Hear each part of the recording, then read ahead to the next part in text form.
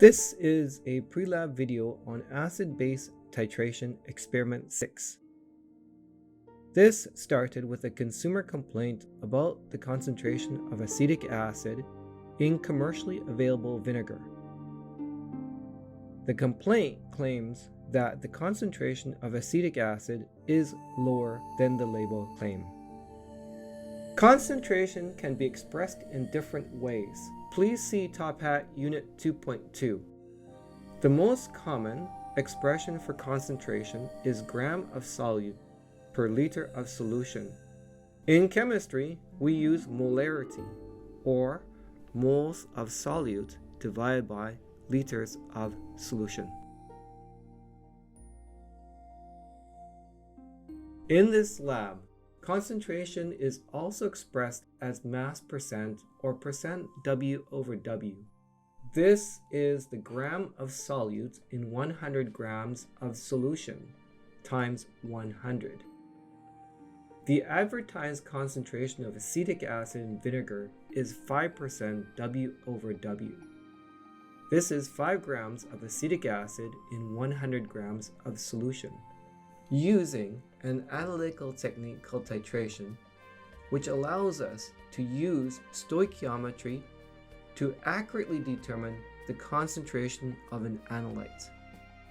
The concentration of acetic acid in vinegar can be determined, and we can verify the company's advertised value. Now, please know the difference between accuracy and precision. This is on Unit 1.2 of Top Hat. For accuracy, the burette reading must be read to 2 digits after the decimal, for example, 2.12 milliliters. For precision, we normally repeat titrations 3 times.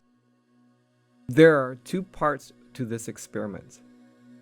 Number 1, standardization of sodium hydroxide. The purpose is to accurately determine the concentration of sodium hydroxide. Why is this required?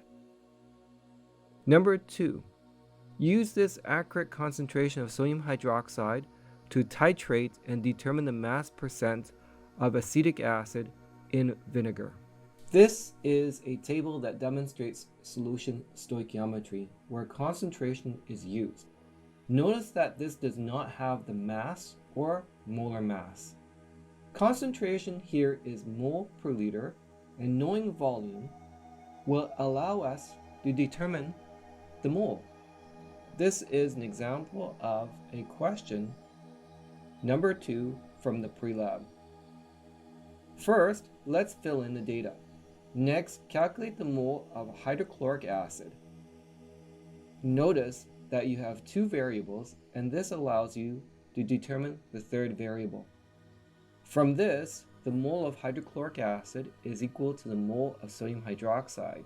Copy this number into the box.